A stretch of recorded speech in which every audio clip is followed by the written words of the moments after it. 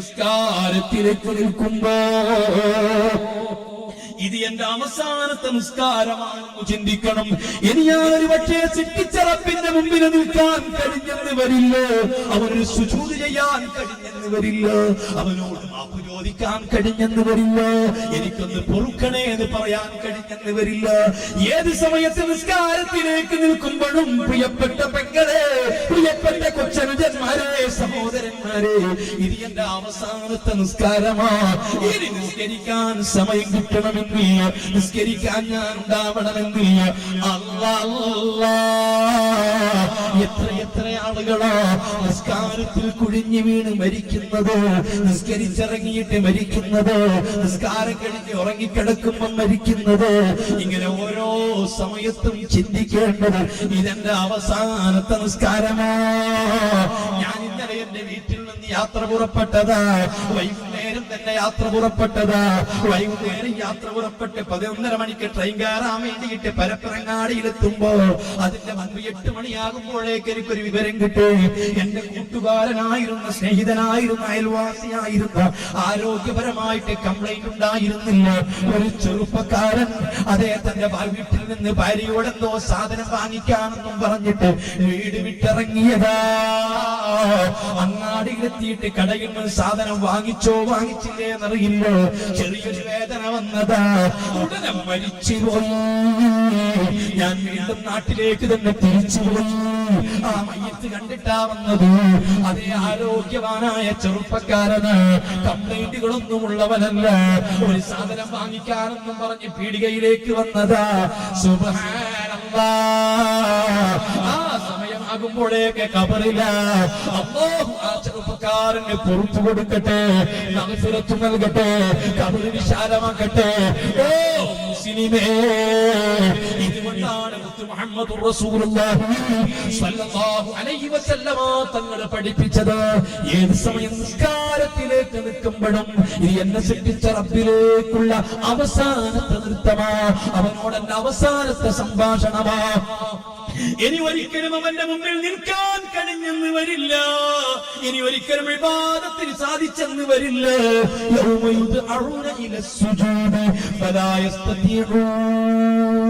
സൃഷ്ടിച്ച റബ്ബിന്റെ മുൻപിൽ ഹാജരാക്കപ്പെടുന്ന സമയത്ത് സർവരെയും സുജൂദിലേക്ക് വിളിക്കപ്പെടുന്ന ഒരു ദിവസമുണ്ട്. മക്കളെ, വിശദീകരിച്ചു പറയാൻ സമയമില്ല. ഞാൻ ചോദിക്കട്ടെ, വിശുദ്ധ ഖുർആൻ പറയുന്നു, നിങ്ങൾ വളരെ കൂടുതൽ കരയണം, അല്പം മാത്രം ചിരിക്കണം. കരയാനാണ് കൂടുതൽ അവസരങ്ങൾ കാണേണ്ടത്, കരയാനാണ് നമുക്ക് ഏറ്റവും കൂടുതൽ അവസരങ്ങൾ ഉള്ളത്. പക്ഷേ ഞാൻ ചോദിക്കുന്നു, പ്രായപൂർത്തിയെത്തിയതിനു ശേഷം കരഞ്ഞ ആളുകൾ നമ്മുടെ കൂട്ടത്തിൽ ഉണ്ടാകുമോ? ഈ വർഷം കരഞ്ഞവരുണ്ടോ? വേണ്ട. കഴിഞ്ഞ വർഷം കരഞ്ഞവരുണ്ടോ? 1-2 വർഷത്തിനിടയിൽ എപ്പോഴെങ്കിലും കരഞ്ഞതായി നിങ്ങളിൽ ആർക്കെങ്കിലും ഓർമ്മയുണ്ടോ? പ്രായപൂർത്തിയെത്തിയതിനു ശേഷം കരഞ്ഞതായി നിങ്ങൾക്ക് ഓർമ്മയുണ്ടോ? അതേസമയം ചിരിച്ചത് എത്ര പറയാനുണ്ട്. ഇന്ന് നേരം പുലർന്നതിന് ശേഷം ഒരുപാട് ചിരിച്ചത് പറയാനുണ്ട്. ഈ മാസം ചിരിച്ചത് പറയാനുണ്ട്.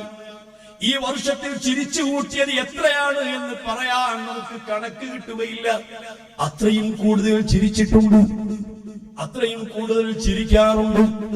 ഓ പ്രിയപ്പെട്ട മുസ്ലിമേ, ശുദ്ധ ഖുർആൻ പച്ചയായി പറഞ്ഞതല്ലയോ, അല്ലാഹുവിന്റെ റസൂൽ പഠിപ്പിച്ചതല്ലയോ? ലൗ കുൻതും തഅലമൂന മാ അലമു, എനിക്കറിയാവുന്നതൊക്കെ നിങ്ങൾ അറിഞ്ഞിരുന്നെങ്കിൽ, എനിക്കറിയാവുന്ന യാഥാർത്ഥ്യങ്ങൾ നിങ്ങൾ അറിഞ്ഞിരുന്നുവെങ്കിൽ, ലബകൈതും കസീറാ വലദൈതും കലീലാ, നിങ്ങൾ വളരെ കൂടുതൽ കരയുമായിരുന്നു, അല്പം മാത്രം ചിരിക്കുമായിരുന്നു. അപ്പോൾ ലിരിക്ക് എന്ന് പറയുന്ന ചിരി, നമ്മുടെ പല്ലുകൾ മുഴുവനും വെളിയിൽ കാണുന്ന രൂപത്തിലുള്ള ചിരി, ഇത് വളരെ അപൂർവമായിട്ടേ നമ്മിൽ നിന്നും ഉണ്ടാകാവൂ. അതിനുള്ള അവസരങ്ങളല്ല നമ്മൾ സൃഷ്ടിക്കേണ്ടത്, ചിരിക്കാനുള്ള സന്ദർഭങ്ങളല്ല ഉണ്ടാക്കേണ്ടത്, ചിരിക്കാനുള്ള സാഹചര്യങ്ങളല്ല ഉണ്ടാക്കേണ്ടത്, ചിരിക്കാനല്ല ഞാൻ നിങ്ങളും ശ്രമിക്കേണ്ടത്. അതേ സമയത്ത് ഒരു മുഅ്മിനിനെ കാണുമ്പോ, ഒരു മനുഷ്യനെ കാണുമ്പോ ഒരു ചെറിയ പുഞ്ചിരി, അത് സൽസ്വഭാവത്തിന്റെ ഭാഗമാണ്. അത് നിന്റെ സഹോദരന് നൽകുന്ന ഏറ്റവും വലിയ ധർമ്മമാണ്. അത് ഏറ്റവും വലിയ മഅറൂഫാണ്, ഖൈറാണ്. അത് നിസ്സാരമായിട്ട് കാണേണ്ടതല്ല. ലാ തഹ്ഖിറന്ന മിനൽ മഅറൂഫി ശൈആ, ഒരു നല്ല കാര്യവും നിസ്സാരമായിട്ട് നീ കാണരുത്. അതിലെന്തിരിക്കുന്നു എന്ന് ചിന്തിക്കരുത്. അതൊരു സംഭവമാണോ എന്ന് നിനക്ക് തോന്നരുത്. ഏത് നല്ല കാര്യവും നല്ല കാര്യമായി കണക്കിലെടുത്ത് പ്രാധാന്യത്തോടു കൂടി തന്നെ നീ അത് ചെയ്യണം. ഒരു പ്രസന്നമായ മുഖത്തോടുകൂടി, സന്തോഷമുള്ള മുഖത്തോടുകൂടി, പുഞ്ചിരി തൂകുന്ന വചനത്തോട്, പുഞ്ചിരി തൂകുന്ന ഒരു സന്തോഷമുള്ള മുഖത്തോടുകൂടി നിന്റെ കൂട്ടുകാരനെ സമീപിക്കുന്നതാണെങ്കിലും അവൻ അഭിമുഖീകരിക്കുന്നതാണെങ്കിലും അതൊരു നല്ല കാര്യമാണ്. അത് നിസ്സാരമായിട്ട് കാണരുത് എന്ന് പഠിപ്പിച്ച മുത്ത് മുഹമ്മദ് മുസ്തഫ സല്ലല്ലാഹു അലൈഹി വസല്ലം. ആ സ്വഹാബിയുമായിട്ട് ഇങ്ങനെ സംസാരിക്കുന്നു. അല്പസമയം കഴിഞ്ഞപ്പോ മുഖറബായ മലക്ക് ജിബ്രീൽ അലൈഹിസ്സലാത്തു വസ്സലാം തങ്ങൾ വന്നുകൊണ്ട് നബി സല്ലല്ലാഹു അലൈഹി വസല്ലം തങ്ങൾക്ക് സന്ദേശം നൽകുന്നു, വഹിയിറങ്ങുന്നു. നബിയേ, തങ്ങളുമായി സംസാരിച്ചു കൊണ്ടിരിക്കുന്ന ആ വ്യക്തിയുണ്ടല്ലോ, അദ്ദേഹത്തിന് കണക്കാക്കപ്പെട്ട ആയുസ്സിൽ നിന്ന് ബാക്കിയുള്ളത് 1 മണിക്കൂർ സമയമാണ്. 1 മണിക്കൂർ സമയം കൊണ്ട് അയാൾ മരിക്കുകയാണ്. ഹബീബായ മുഹമ്മദ് റസൂലുള്ളാഹി സ്വല്ലല്ലാഹു അലൈഹി വസല്ലമ തങ്ങൾ ആ സ്വഹാബിയെ അത് അറിയിക്കുകയാണ്. നിങ്ങൾക്ക് കണക്കാക്കപ്പെട്ട നിശ്ചയിക്കപ്പെട്ട ആയുസ്സിൽ നിന്ന് 1 മണിക്കൂർ സമയമേ ഇനി ബാക്കിയുള്ളൂ. സാധാരണ ഒരു ഡോക്ടർ കുഴല് വെച്ച് പരിശോധിച്ചുകൊണ്ട് പറയുന്നത് പോലെയല്ല, നാടിപിടിച്ചുകൊണ്ട് നാടിപിടിപ്പ് നോക്കിയിട്ട് പറയുന്ന വൈദ്യനെ പോലെയല്ല. ജീവിതത്തിൽ ഒരു വാക്ക് പറഞ്ഞിട്ട് തെറ്റിയിട്ടില്ല, തെറ്റുകയില്ല. 63 കൊല്ലത്തെ ജീവിതത്തിനിടയിൽ ഒരിക്കൽ പോലും ഒരു കളവ് പറഞ്ഞിട്ടില്ല. കളവാണെന്ന് തോന്നിപ്പിക്കുന്ന വാക്കും പറഞ്ഞിട്ടില്ല. അവിടുന്ന് പറഞ്ഞൊരു വാക്ക് പുലരാതിരുന്നിട്ടില്ല. അല്ലാഹുവിന്റെ റസൂൽ പറഞ്ഞത് പുലരാതിരിക്കണോ? തങ്ങൾ പറയാതിരിക്കട്ടെ? അത്രയും കൃത്യമായി ലോകത്തോട് പറഞ്ഞിട്ടുള്ള, സംസാരിച്ചിട്ടുള്ള മുത്ത് മുഹമ്മദ് റസൂലുള്ളാഹി പറയുന്നു, നിങ്ങൾക്ക് നിശ്ചയിക്കപ്പെട്ട ആയുസ് മുഴുവനും കഴിഞ്ഞു പോയി. 1 മണിക്കൂർ മാത്രമേ ഇനി ബാക്കിയുള്ളൂ. 1 മണിക്കൂർ കൊണ്ട് നിങ്ങളുടെ മരണം സംഭവിക്കുകയാ. യാ റസൂലല്ലാഹ്, ഈ 1 മണിക്കൂർ കൊണ്ട് ഞാൻ അല്ലാഹുവിന്റെ പ്രീതി ലഭിക്കുന്നതിൽ, സൃഷ്ടിച്ച റബ്ബിന്റെ അടുത്ത് പൊരുത്തത്തോടുകൂടി മടങ്ങിയെത്തുന്നതിൽ, റബ്ബിന്റെ പൊരുത്തം കിട്ടി മരിക്കുന്നതിൽ ഞാൻ ചെയ്യേണ്ടതെന്താ? എന്നോടും നിങ്ങളോടും ചോദിക്കപ്പെടുകയാണെങ്കിലോ, അല്ലെങ്കിൽ നമുക്കെങ്ങാനും കൃത്യമായിട്ട് സമയം കിട്ടിയെങ്കിലോ, 1 മാസമേ നിങ്ങൾക്ക് ആയുസുള്ളൂ, അല്ലെങ്കിൽ 1 വർഷമേ നിങ്ങൾക്ക് ഇനി ആയുസുള്ളൂ, പിന്നെ ഒരു അല്പവും നിങ്ങൾ മുന്നോട്ട് ജീവിക്കുകയില്ല എന്നൊരു ഉറപ്പ് കിട്ടിയാൽ, അതല്ലെങ്കിൽ ഈ ഒരാഴ്ചത്തേക്ക് നിങ്ങൾക്ക് ഇനി ആയുസുള്ളൂ, ഇനി ഒരാഴ്ച കഴിഞ്ഞാൽ നിങ്ങളുടെ മരണം സംഭവിക്കുകയാ എന്നൊന്നും ഉറപ്പ് കിട്ടിയാൽ, ഞാനും നിങ്ങളും എന്താണ് ചെയ്യുക? എന്ത് ചെയ്യണമെന്നാണ് ഉദ്ദേശിക്കുക? മുത്തുനബി സല്ലല്ലാഹു അലൈഹി വസല്ലം തങ്ങളോട് ഈ സ്വഹാബി ചോദിക്കുകയാണ്, ഞാൻ എന്ത് ചെയ്യണം നബിയേ? ഈ ദുനിയാവിൽ നിന്ന് മരിക്കുമ്പോ, കണ്ണടയ്ക്കുമ്പോ, അവസാന ശ്വാസം വലിക്കുമ്പോ എനിക്കും നിങ്ങൾക്കുമൊക്കെ ഒരു മുഅ്മിനായ മുഅ്മിനത്തായ സ്ത്രീക്ക് പുരുഷനുള്ള ഏറ്റവും വലിയ അഭിലാഷം എന്താ? ഈമാനോടെ മരിക്കലാ. ഇബ്രാഹിം നബി അലൈഹിസ്സലാത്തു വസ്സലാം തങ്ങൾ മരിക്കുന്ന സമയത്ത് തന്റെ മക്കളോട് വസിയ്യത്ത് ചെയ്തത് അതാണ്. യാക്കൂബ് നബി അലൈഹിസ്സലാം തന്റെ മക്കളോട് മരിക്കുന്ന സമയത്ത് വസിയ്യത്ത് ചെയ്തത് അതാണ്. വവസ്വാ ബിഹാ ഇബ്രാഹിം ബനീഹി വയഅഖൂബ് ഇദ് ഹദറ ദൈനി ഇന്നല്ലാഹു അസ്തഫാ ലക്കുമുദ്ദീന ഫലാ തമുതുന്ന ഇല്ലാ വഅൻതും മുസ്ലിമൂൻ. ഇബ്രാഹിം നബി തന്റെ മക്കളോട് പറഞ്ഞതെന്താ? യാക്കൂബ് നബി തന്റെ മക്കളോട് പറഞ്ഞതെന്താ? അമ്പിയാക്കളൊക്കെയും മരിക്കുമ്പോൾ, പിരിയുമ്പോൾ അവരവരെ മക്കളോട് ചെയ്യുന്ന വസിയ്യത്ത് എന്താ? അന്നേ ഇന്നല്ലാഹു അസ്തഫാ ലക്കുമുദ്ദീൻ ഫലാ തമുതുന്ന ഇല്ലാ വഅൻതും മുസ്ലിമൂൻ. മരിക്കുമ്പം ഇസ്ലാമോടുകൂടി മരിക്കണം, ഈമാനോടുകൂടി മരിക്കണം. സെട്ടിച്ചറപ്പിൽ വിശ്വസിച്ചുകൊണ്ട് സെട്ടിച്ചറപ്പിലേക്ക് മടക്കപ്പെടുമെന്ന ബോധത്തോടുകൂടി മനുഷ്യൻ ഈ ലോകത്ത് പ്രവർത്തിച്ചൊരു വ്യക്തമായിരിക്കുന്ന തക്കതായ ശിക്ഷയും രക്ഷയും കിട്ടുന്ന ഒരു പ്രത്യേക ദിവസമുണ്ടെന്ന ഉറപ്പോടുകൂടി അചഞ്ചലമായ വിശ്വാസത്തോടുകൂടി നിങ്ങൾ മരിക്കണേ. ഈ ഈമാനോടുകൂടെ മരിക്കാൻ, ഇസ്ലാമോടുകൂടി മരിക്കാൻ ഞാൻ എന്ത് ചെയ്യണമെന്നാ എന്താ നബി സല്ലല്ലാഹു അലൈഹി വസല്ലം നിങ്ങൾ പറഞ്ഞു കൊടുത്തിരിക്കുക? ഞാൻ എന്റെ പ്രിയപ്പെട്ട മുസ്ലിം സഹോദരന്മാരോട് സഹോദരിമാരോട് ചോദിക്കുന്നു, നമുക്കും ഇങ്ങനെ അവസ്ഥ വരാനുണ്ട്. ഈ പ്രഭാഷണം കഴിഞ്ഞ് ഞാൻ നിങ്ങളും എഴുന്നേറ്റ് പോകുമോ എന്നുറപ്പില്ല, വീട്ടിൽ തിരിച്ചെത്തുമോ എന്നുറപ്പില്ല, നമ്മൾ അടുത്ത ദിവസം ഇതുപോലെ ജീവിക്കുമോ എന്നുറപ്പില്ല.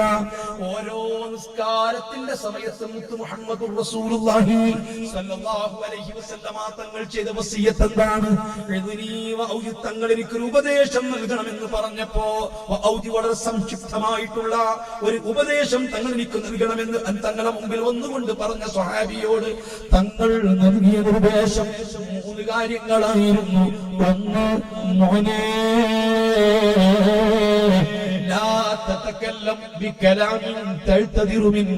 അതെ, പിന്നീട് കുമ്പസരിക്കേണ്ടി വരുന്ന, മാപ്പ് ചോദിക്കേണ്ടി വരുന്ന, സാരമില്ല എന്ന് പറയേണ്ടി വരുന്ന, പറഞ്ഞു പോയതാ ക്ഷമിക്കണേ എന്ന് പറയേണ്ടി വരുന്ന ഒരു കലാം സംസാരിക്കരുതേ.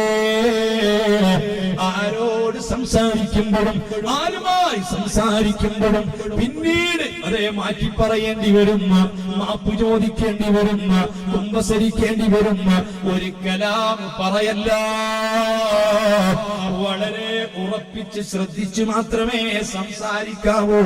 ആരോടും പറയുമ്പോ, ഉമ്മയോട് പറയുമ്പോ, ഉപ്പയോട് പറയുമ്പോ, ഭർത്താവിനോട് പറയുമ്പോ, ഭാര്യയോട് പറയുമ്പോ, മക്കളോട് പറയുമ്പോ, കൂട്ടുകാരനോട് പറയുമ്പോ, ഗുരുനാഥനോട് പറയുമ്പോ, ശിഷ്യനോട് പറയുമ്പോ, അയൽവാസിയോട് പറയുമ്പോ, ആരോടും സംസാരിക്കുന്ന സമയത്ത് പിന്നീട് മാപ്പ് ചോദിക്കേണ്ടി വരുന്ന, അതേ സാരമില്ലാന്ന് പറയേണ്ടി വരുന്ന, പറഞ്ഞു പോയതാണെന്ന് പറയേണ്ടി വരുന്ന ഒരു കലാം സംസാരിക്കല്ല.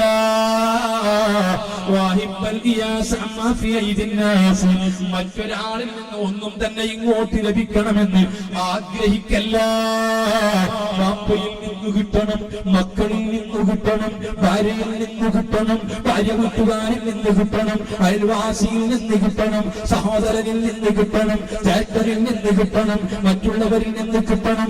ഒരാളിൽ നിന്നും ഒന്നും ഇങ്ങോട്ട് ലഭിക്കണമെന്ന് നീ ആഗ്രഹിക്കല്ല, ആശിക്കല്ല, പ്രതീക്ഷ വെക്കല്ല. പരമാവധി നിന്റെ കയ്യിലുള്ളത് മറ്റുള്ളവർക്ക് കൊടുക്കാൻ, മറ്റുള്ളവർക്ക് എന്തെങ്കിലും ഒന്ന് നൽകാൻ, നിന്റെ വക ഒരു നേരത്തെ ആഹാരമെങ്കിലും കൊടുക്കാൻ, ഒരു ഡ്രസ്സെങ്കിലും നൽകാൻ, ഒരു പേനയെങ്കിലും നൽകാൻ, എന്തെങ്കിലും ഒരു ഉപകാരം മറ്റുള്ളവർക്ക് അങ്ങോട്ട് നൽകാൻ നീ ആഗ്രഹിക്കുകയല്ലാതെ, ആശിക്കുകയല്ലാതെ മറ്റൊരാളിൽ നിന്ന് ഇങ്ങോട്ട് എന്തെങ്കിലും കിട്ടണമെന്ന് ആഗ്രഹിക്കല്ല, ചിന്തിക്കല്ല, പ്രതീക്ഷിക്കല്ല. തങ്ങളുടെ ഉപദേശമാണ്. മൂന്നാമത് തങ്ങൾ പറഞ്ഞ ഉപദേശം എന്താണ്?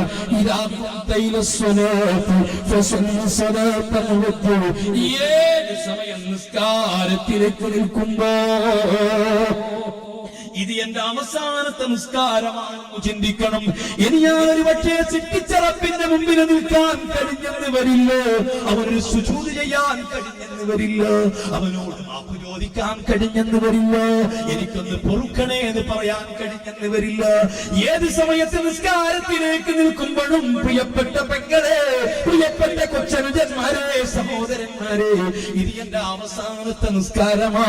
ഇനി നിസ്കരിക്കാൻ സമയം കിട്ടണമെന്ന്, നിസ്കരിക്കാൻ ഞാൻ ഉണ്ടാവണമെന്നില്ല. എത്ര ആളുകളാ നിസ്കാരത്തിൽ കുഴിഞ്ഞു വീണ് മരിക്കുന്നത്, നിസ്കരിച്ചിറങ്ങിയിട്ട് മരിക്കുന്നത്, നിസ്കാരം കഴിഞ്ഞ് ഉറങ്ങിക്കിടക്കുമ്പോൾ മരിക്കുന്നത്. ഇങ്ങനെ ഓരോ സമയത്തും ചിന്തിക്കേണ്ടത് ഇതെന്റെ അവസാനത്തെ നിസ്കാരമാ. ഞാൻ ഇന്നലെ എന്റെ വീട്ടിൽ നിന്ന് യാത്ര പുറപ്പെട്ടതാ. വൈകുന്നേരം വൈകുന്നേരം തന്നെ യാത്ര പുറപ്പെട്ടത്.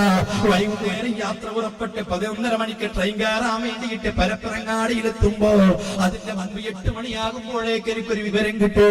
എന്റെ കൂട്ടുകാരനായിരുന്ന, സ്നേഹിതനായിരുന്ന, അയൽവാസിയായിരുന്ന, ആരോഗ്യപരമായിട്ട് കംപ്ലൈന്റ് ഉണ്ടായിരുന്നില്ല ഒരു ചെറുപ്പക്കാരൻ അദ്ദേഹത്തിന്റെ വീട്ടിൽ നിന്ന് ഭാര്യയോടെന്തോ സാധനം വാങ്ങിക്കാമെന്നും പറഞ്ഞിട്ട് വീട് വിട്ടിറങ്ങിയതാ. അങ്ങാടിയിലെത്തിയിട്ട് കടയിൽ നിന്ന് സാധനം വാങ്ങിച്ചോ വാങ്ങിച്ചില്ലേ എന്നറിയില്ല. ചെറിയൊരു വേദന വന്നതാ. ഉടനെ മരിച്ചുപോയി. ഞാൻ വീണ്ടും നാട്ടിലേക്ക് തന്നെ തിരിച്ചുപോയി. ആ മയ്യത്ത് കണ്ടിട്ടാ വന്നത്. അതേ ആരോഗ്യവാനായ ചെറുപ്പക്കാരന്, കംപ്ലൈന്റുകളൊന്നും ഉള്ളവനല്ല. ഒരു സാധനം വാങ്ങിക്കാനെന്നും പറഞ്ഞ് പീടികയിലേക്ക് വന്നതാ. സുബ്ഹാനല്ലാഹ്. ആ സമയമാകുമ്പോഴേക്ക് ഖബറില. അല്ലാഹു ആ ചെറുപ്പക്കാരന് പൊറുപ്പ് കൊടുക്കട്ടെ, മഗ്ഫിറത്ത് നൽകട്ടെ, ഖബർ വിശാലമാക്കട്ടെ. ഓ മുസ്ലിമേ, ഇതുകൊണ്ടാണ് മുഹമ്മദുർ റസൂലുള്ളാഹി സ്വല്ലല്ലാഹു അലൈഹി വസല്ലമ തങ്ങൾ പഠിപ്പിച്ചത്. ഏത് സമയം നിസ്കാരത്തിലേക്ക് നിൽക്കുമ്പോഴും ഇത് എന്നെ സൃഷ്ടിച്ച റബ്ബിലേക്കുള്ള അവസാനത്തെ നൃത്തമാ, അവനോടെന്റെ അവസാനത്തെ സംഭാഷണമാ. ഇനി ഒരിക്കലും അവന്റെ മുമ്പിൽ നിൽക്കാൻ കഴിഞ്ഞെന്ന് വരില്ല. ഇനി ഒരിക്കലും ഇബാദത്തിന് സാധിച്ചെന്ന് വരില്ല.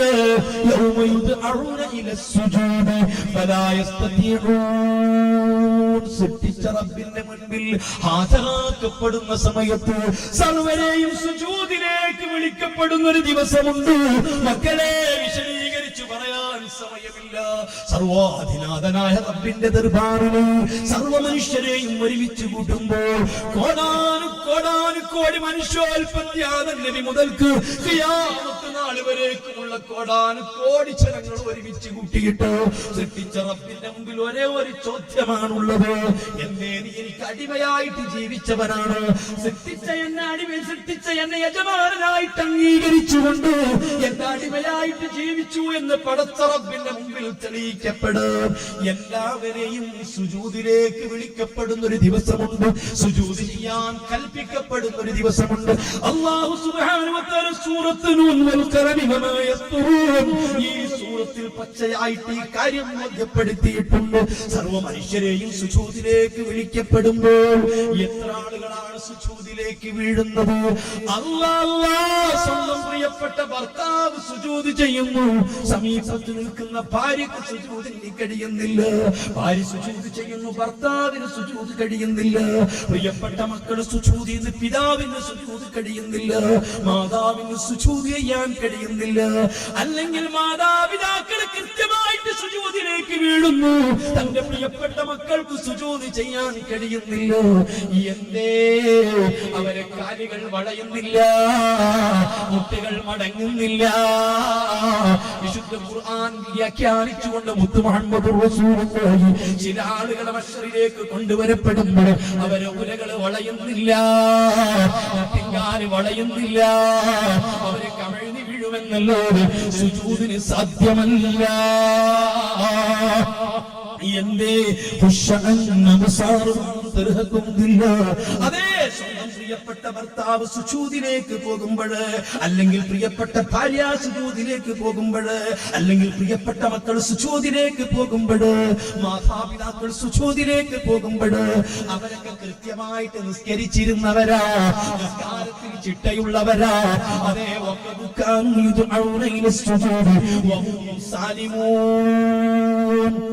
അവയവങ്ങൾക്ക് കംപ്ലൈന്റ് ഇല്ലാതിരുന്ന സമയത്ത്, ആരോഗ്യപരമായിട്ട് കംപ്ലൈന്റ് ഇല്ലാതിരുന്ന സമയത്ത് അവര് കൃത്യമായിട്ട് സുജൂദിലേക്ക് വിളിക്കപ്പെട്ടിരുന്നവരാ. അന്ന് അവര് സുജൂദ് ചെയ്തിരുന്നില്ല, കൃത്യമായിട്ട് നിസ്കരിച്ചിരുന്നില്ല, നിസ്കാരത്തിൽ അവര് കൃത്യനിഷ്ഠ പുലർത്തിയിരുന്നില്ല, സമയത്തിനനുസരിച്ച് നിസ്കരിച്ചിരുന്നില്ല. അതുകൊണ്ട് ഇന്ന് അവർക്ക് മുട്ടിൻകാല് വളയുന്നില്ല, ഊരകൾ വളയുന്നില്ല. സൃഷ്ടിച്ച റബ്ബിന്റെ മുൻപിൽ അടിമയാണെന്ന് സ്ഥിരപ്പെടുത്താൻ സാധിക്കുന്നില്ല. ഇത് പച്ചയായിട്ട് വിശുദ്ധ ഖുർആനിലുണ്ട്. ഇതുകൊണ്ടാണ് ഞാൻ ഓർമ്മപ്പെടുത്തുന്നത്, ഏത് സമയത്ത് നിസ്കാരത്തിലേക്ക് നിൽക്കുമ്പോഴും ഇത് എന്റെ അവസാനത്തെ നിസ്കാരമാണ്. എനിക്ക് ഒരുപക്ഷെ അടുത്ത നിസ്കാരത്തിന് വാങ്ങി വിളിക്കുമ്പോഴേക്ക് ഒരുപക്ഷെ ഞാൻ മരിച്ചിട്ടുണ്ടാകും. പിന്നെ എനിക്ക് സുജൂദ് ചെയ്യാൻ കഴിയില്ല. സൃഷ്ടിച്ച റബ്ബിനോടൊന്ന് പാപമോചനത്തിന് വേണ്ടി പറയാൻ കഴിയില്ല. റബ്ബിനെ പറ്റിയൊന്നും ഓർക്കാൻ കഴിയില്ല. അവനെ പറ്റിയൊന്നും അനുസ്മരിക്കാൻ കഴിയില്ല. അവന്റെ ഖുർആനായത്തുകളൊന്നും ഉരുവിടാൻ എന്നെ കൊണ്ട് കഴിഞ്ഞെന്ന് വരില്ല. എനിക്കൊരിക്കലും അവന്റെ മുൻപിൽ സുജൂദ് ചെയ്യാൻ കഴിഞ്ഞെന്ന് വരില്ല. അതുകൊണ്ട് എപ്പോഴും നിസ്കാരത്തിലേക്ക് നിൽക്കുമ്പോഴോ ഇതെന്റെ അവസാനത്തെ നിസ്കാരമാണ് എന്നോർപ്പിച്ചുകൊണ്ടാണ് നിസ്കാരത്തിലേക്ക് നിൽക്കുന്നതെങ്കിലോ ഈ നിസ്കാരം ഒന്ന് തീർന്നിരുന്നെങ്കിൽ കൂടുതലായി പോയോ എന്ന് ചിന്ത വരില്ല. ഒരിക്കലും ഭക്തിക്ക് കുറവ് വരില്ല, ബോധം വരില്ല, നഷ്ടപ്പെടില്ല. നിസ്കരിക്കേണ്ടത്. ഇരിക്കട്ടെ ഹബീബായ മുത്ത് മുഹമ്മദ് റസൂലുള്ളാഹി സ്വല്ലല്ലാഹു അലൈഹി വസല്ലമ തങ്ങൾ ഈ സ്വഹാബി ചോദിക്കും, ഞാൻ എന്താണ് ചെയ്യേണ്ടത്? റബ്ബിന്റെ പ്രീതി കിട്ടാൻ, റബ്ബിന്റെ പൊരുത്തം കിട്ടാൻ, അവന്റെ തൃപ്തിയോടുകൂടി ഒന്ന് മരിച്ചു കിട്ടാൻ ഇത്രയും പെട്ടെന്ന് ഞാൻ എന്താണ് ചെയ്യേണ്ടത്? കൂടുതൽ നിസ്കരിക്കാൻ എനിക്ക് സമയമില്ലല്ലോ. കൂടുതൽ നിസ്കരിച്ചു കഴിഞ്ഞാൽ പിന്നെ നിസ്കാരം കഴിഞ്ഞാൽ പിന്നെ അസ്തമിക്കുന്നത് വരെ കാരണങ്ങളില്ലാത്ത നിസ്കാരങ്ങൾ നിസ്കരിക്കരുത്. അതേ നേരത്തെ കാരണങ്ങളുള്ള നിസ്കാരം നിസ്കരിക്കുന്നതിന് വിരോധമില്ല. ഖളാഅയ നിസ്കാരങ്ങൾ ഖളാഅ വീട്ടുന്നതിന് വിരോധമില്ല. പള്ളിയിൽ കയറിയാൽ തഹയ്യത്ത് നിസ്കരിക്കുന്നതിന് വിരോധമില്ല. അല്ലാത്ത കാരണങ്ങളില്ലാത്ത നിസ്കാരം അസർ നിസ്കരിച്ചതിന് ശേഷം നിസ്കരിക്കരുത്. അത് ഹറാമാണ്. അസർ നിസ്കരിച്ചിട്ടാണ് ഒരാൾ യാത്ര പോകുന്നതെങ്കിൽ യാത്രയ്ക്ക് മുമ്പുള്ള സുന്നത്ത് നിസ്കാരം നിസ്കരിക്കരുത്. സുബ്ഹി നിസ്കരിച്ചിട്ടാണ് ഒരാൾ യാത്ര പുറപ്പെടുന്നതെങ്കിൽ അതേ അപ്പോൾ യാത്രയ്ക്കുള്ള നിസ്കാരം നിസ്കരിക്കരുത്. അസർ നിസ്കരിച്ചിട്ട് ഒരാൾ ഹജ്ജ് ഇഹ്റാം ചെയ്യുകയോ അല്ലെങ്കിൽ ഉംറയ്ക്ക് ഇഹ്റാം ചെയ്യുകയോ എന്നാൽ അസർ നിസ്കാരത്തിന് ശേഷം ഇഹ്റാമിന്റെ സുന്നത്ത് നിസ്കരിക്കരുത്. അതുപോലെ തന്നെ സുബ്ഹിന്റെ ശേഷം ഇഹ്റാമിന്റെ സുന്നത്ത് നിസ്കരിക്കരുത്. സുബ്ഹി നിസ്കരിച്ചാൽ പിന്നെ സൂര്യൻ ഉദിച്ചിട്ട് 20 മിനിറ്റ് കഴിഞ്ഞിട്ടേ പിന്നെ നിസ്കരിക്കാവൂ. അതുപോലെ തന്നെയാണ് അസറിന് ശേഷവും പിന്നെ നിസ്കരിക്കരുത്. അതേ സമയത്ത് ഖളാഅയ നിസ്കാരം ഖളാഅ വീട്ടുന്നതിനോ അല്ലെങ്കിൽ കാരണം മുൻപിലുള്ള നിസ്കാരങ്ങൾ നിസ്കരിക്കുന്നതിനോ മയ്യിത്ത് നിസ്കരിക്കുന്നതിനോ ഇതുപോലത്തെ നിസ്കാരങ്ങൾക്ക് വിരോധമില്ല. സാന്ദർഭികമായി നിങ്ങൾ ശ്രദ്ധയിൽപ്പെടുത്തിയതാണ്. റബ്ബിന്റെ പ്രീതി കിട്ടാൻ എന്താണ് ചെയ്യേണ്ടത് എന്ന് ചോദിച്ചപ്പോൾ ഹബീബായ തങ്ങൾ പറഞ്ഞത്, ആഖിറുസ്സമാനിലെ മക്കളെ, മുഅ്മിനീങ്ങളെ, മുഅ്മിനാത്തുകളെ, 500ഓളം കിലോമീറ്റർ താണ്ടി യാത്ര ചെയ്തിട്ടാ ഞാൻ ഇവിടെ വന്നത്. അതിനുവേണ്ടിയാ നിങ്ങൾ എന്നെ ക്ഷണിച്ചു വരുത്തിയത്. ഈ മഹത്തായ പരിപാടി സംഘടിപ്പിക്കാനുള്ള സംഘാടകർക്ക് എത്രയാ ചെലവുള്ളത്, എന്തൊക്കെ അധ്വാനങ്ങളാണ് അവർ അധ്വാനിച്ചിട്ടുള്ളത്. പടച്ചറപ്പ് അവരത് കബൂൽ ചെയ്യട്ടെ, അവർക്കുള്ള പ്രതിഫലം കൊടുക്കട്ടെ, ആഖിറത്തിലേക്കുള്ളൊരു മുതൽക്കൂട്ടായിട്ട് റബ്ബ് സ്വീകരിക്കട്ടെ.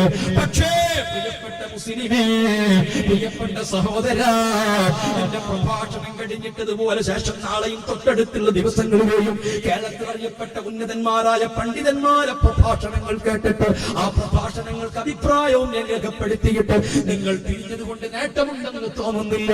എന്റെ പ്രഭാഷണം കേട്ട് നിങ്ങൾ എഴുന്നേറ്റ് പോയാൽ നേട്ടമുണ്ടെന്ന് തോന്നുന്നില്ല. എന്റെ പ്രിയപ്പെട്ട മുസ്ലിം, വ്യക്തമായിട്ട് ഞാനൊന്ന് പറഞ്ഞോട്ടെ,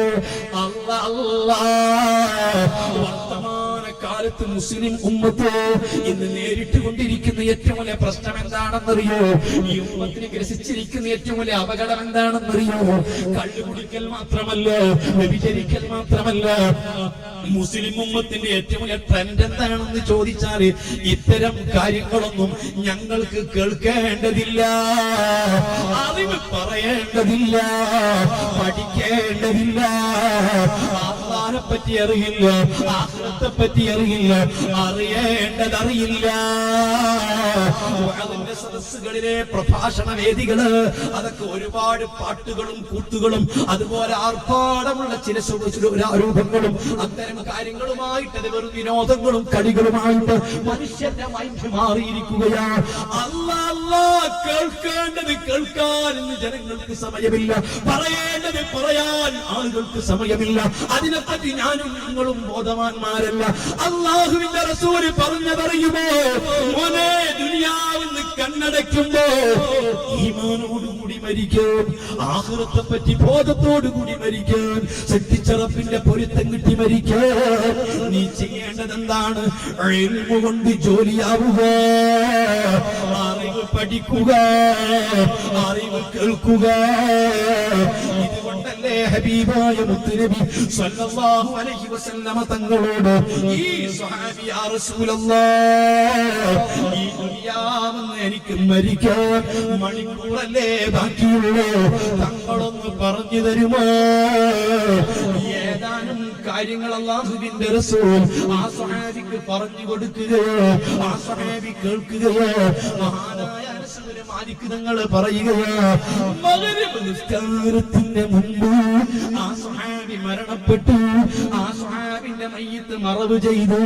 ശേഷമാണ് ഞങ്ങൾ മഗ്രിബ് നിസ്കരിച്ചതെന്ന് നബി സല്ലല്ലാഹു അലൈഹി വസല്ലമ തങ്ങളിൽ നിന്ന് അനസ് ഇബ്നു മാലിക് തങ്ങൾ ഉദ്ധരിക്കുന്നുവെങ്കിൽ ഞാൻ എന്റെ പ്രിയപ്പെട്ട മുസ്ലിമീങ്ങളോട്, മുസ്ലിമാത്തുകളോട് ആദ്യമായിട്ട് പറയുന്നതെന്താ? റബ്ബിന്റെ പ്രീതി വേണോ? ഈമാൻ കിട്ടി മരിക്കണോ? അതേ, പടച്ച റബ്ബിന്റെ തൃപ്തിയിലായി ഈ ദുനിയാവെന്ന് കണ്ണടയ്ക്കണോ? ഇൽമുമായി ബന്ധപ്പെട്ട് ജീവിക്കുക, അറിവ് നിങ്ങൾ കേൾക്കുക, അതിനവസരം കണ്ടെത്തുക, അതിന് പ്രോത്സാഹനങ്ങൾ നൽകുക. ഏതാണ് ഈ അറിവ് എന്നറിയോ? ശരിക്ക് കേട്ടിട്ടില്ലേ? നമുക്ക് പരിചയമില്ലേ? സൂറത്ത് യാസീൻ. നിങ്ങളിൽ ഒരാൾ നിങ്ങളിൽ ഒരാൾക്ക് മരണമാസന്നമായാൽ, നിങ്ങളിൽ മരണമാസന്നമായ ആളുകൾക്ക് നിങ്ങൾ യാസീൻ ഓതിക്കൊടുക്കണം. എന്നെന്തിനെ വിശുദ്ധ നബി സല്ലല്ലാഹു അലൈഹി വസല്ലമ തങ്ങൾ പഠിപ്പിച്ചത്? യാസീൻ സൂറത്തിലൂടെ ഒരു മനുഷ്യനെ കേൾപ്പിക്കുന്നത് അല്ലാഹുവിനെ പറ്റിയാണ്, അവന്റെ ശക്തി വൈഭവത്തെ പറ്റിയാണ്, അവന്റെ ചലാനത്തിനെ പറ്റിയാണ്, ആഖിറത്തെ പറ്റിയാണ്, മരണത്തെ പറ്റിയാണ്, ഖബറിനെ പറ്റിയാണ്, പ്രബോധനത്തെ പറ്റിയാണ്.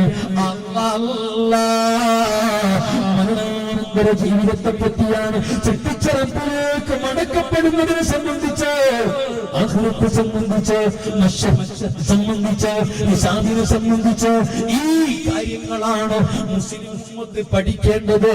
ഇത് പഠിക്കുമ്പോഴാ സൃഷ്ടിച്ചറപ്പിനെ പറ്റി ബോധമുണ്ടാകുന്നത്. നിങ്ങൾക്കറിയുമോ? മുത്തുനബി സല്ലല്ലാഹു അലൈഹി വസല്ലമ തങ്ങൾ പറയുന്നു, ഇന്നകും ഫീ സമാനിൻ സ്വഹാബ, നിങ്ങൾ ഇപ്പോൾ ഒരു കാലഘട്ടത്തിലാണ് ജീവിക്കുന്നത്. ഈ കാലഘട്ടത്തിന്റെ പ്രത്യേകത എന്താണെന്നറിയുമോ? കസീരിൻ ഫുഖാഉഹു ഖലീലിൻ ഖുതബഉഹു.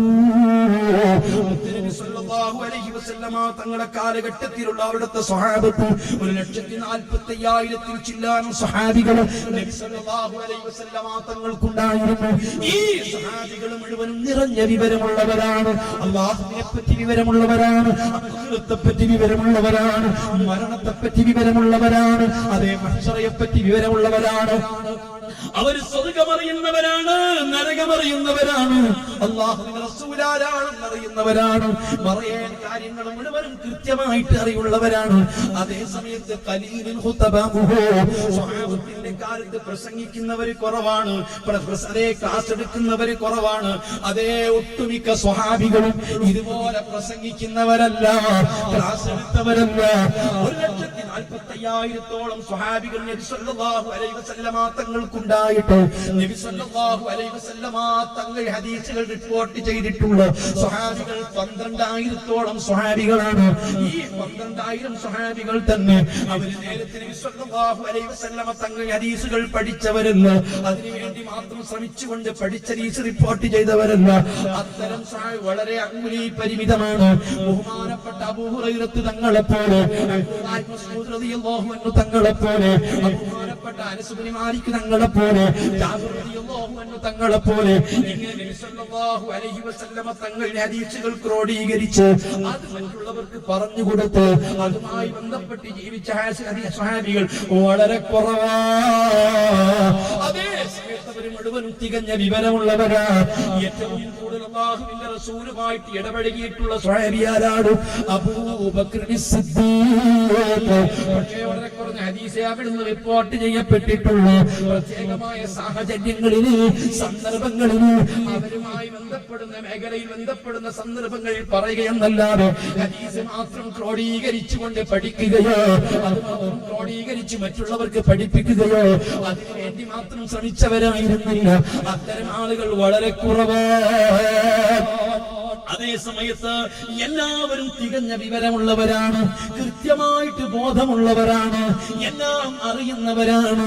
നബി സല്ലല്ലാഹു അലൈഹി വസല്ലമ തങ്ങൾ പറയുന്നു, എന്നാൽ ഫസയൽതി സമാദുൻ, ഒരു കാലം വരാൻ പോകുന്നുണ്ട്. ആ കാലത്തിന്റെ പ്രത്യേകത എന്താണെന്നറിയോ?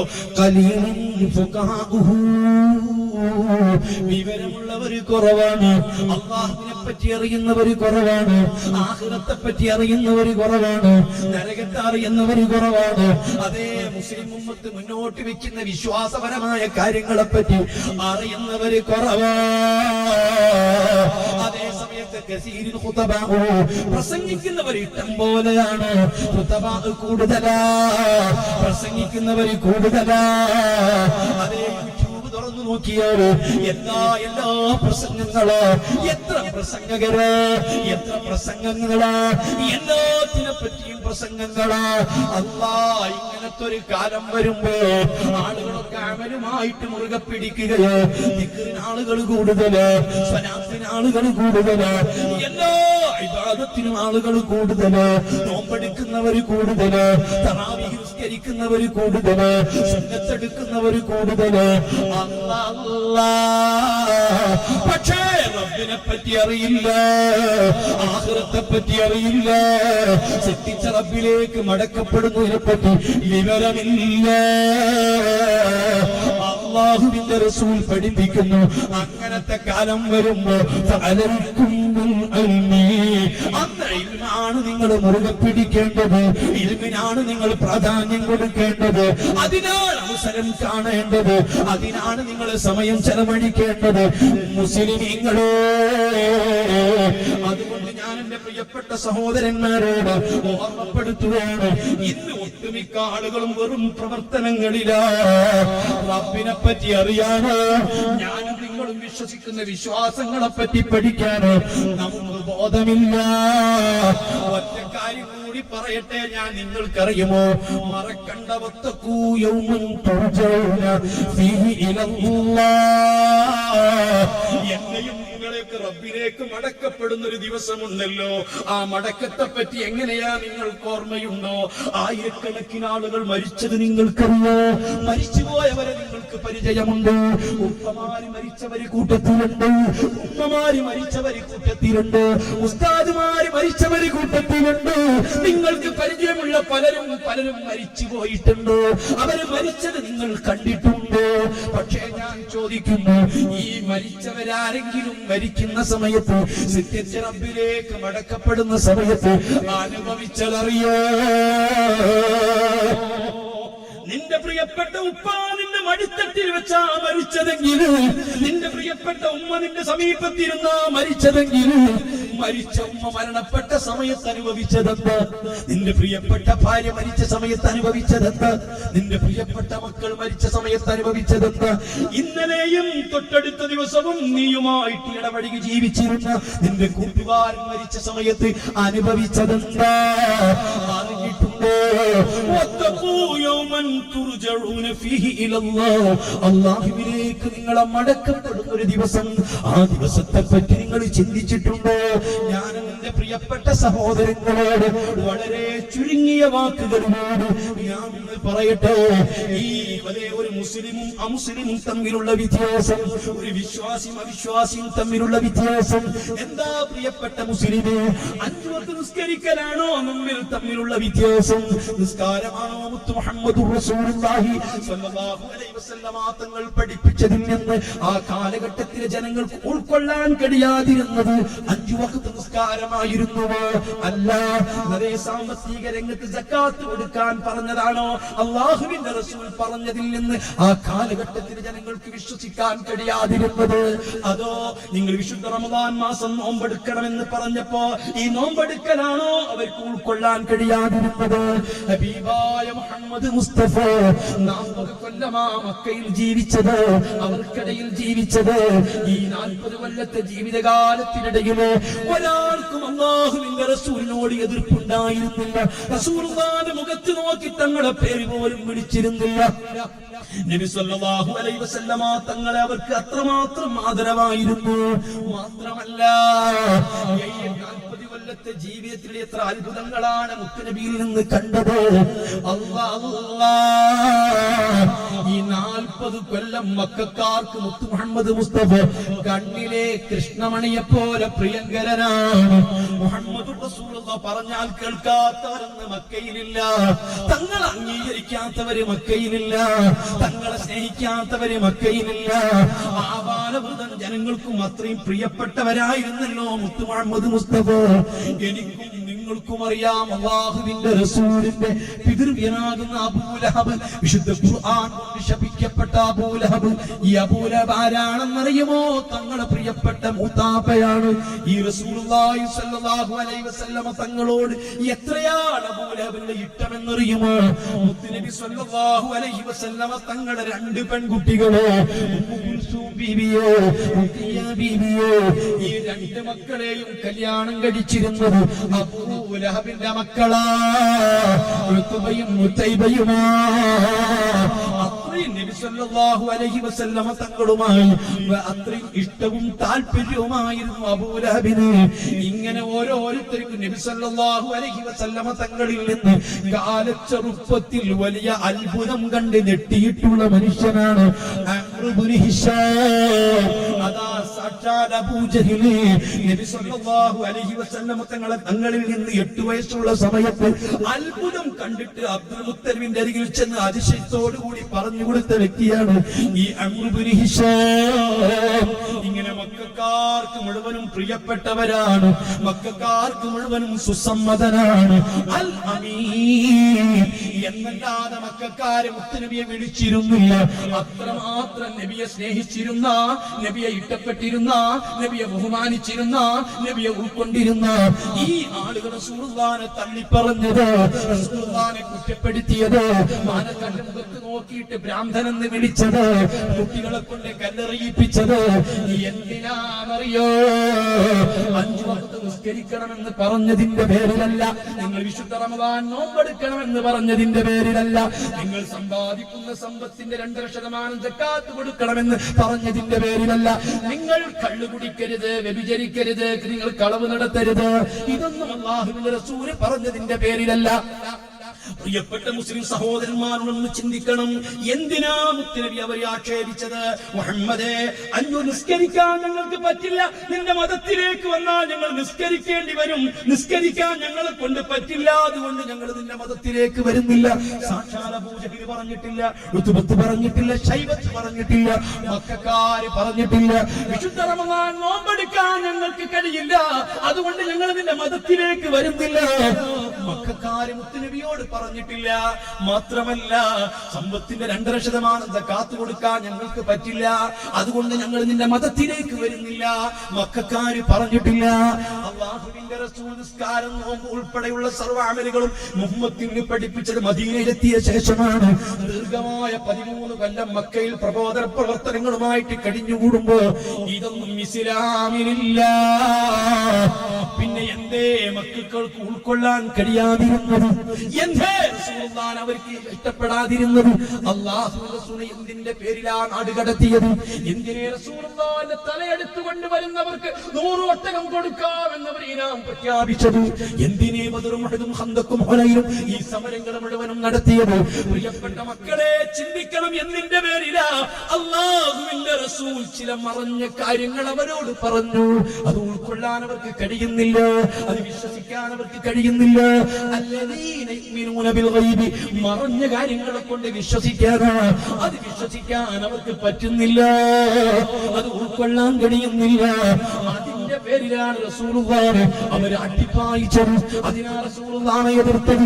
അതിനാ മുത്തുനബിന്റെ മുഖത്ത് നോക്കിയിട്ട് നിനക്ക് ഭ്രാന്താണെന്ന് പറഞ്ഞത്. ഹബീബ് റസൂലുള്ളാഹി സ്വല്ലല്ലാഹു അലൈഹി വസല്ലം തങ്ങൾക്ക് പറയാനുള്ളത് മുഴുവനും, മുസ്ലിമീങ്ങൾക്ക് പറയാനുള്ളത് മുഴുവനും, എനിക്കും നിങ്ങൾക്കും വിശ്വസിക്കാനുള്ളത് മുഴുവനും മറഞ്ഞ കാര്യങ്ങളെ.